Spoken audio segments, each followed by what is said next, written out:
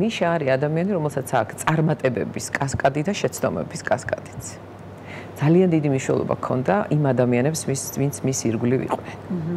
იყვნენ ადამიანები, რომლებიც როცა თავის იდეებით სადღაც გაფრინდებოდა ხოლმე და საოცრებებს იტყოდა, მიწაზე სვამდნენ. ასეთი ადამიანების ყოფნა მიშას ირგვლივ ყოველთვის საჭირო იყო და ახლაც საჭიროა. დასახელება შეიძლება ამ ადამიანების?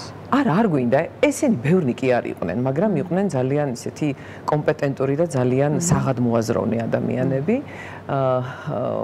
სამწუხაროდ ისე მოხდა, რომ ძალიან ბევრი მათგანი შემდეგ აი ესე რაღაცნაირად ვიღაცაებმა გამოხშირეს.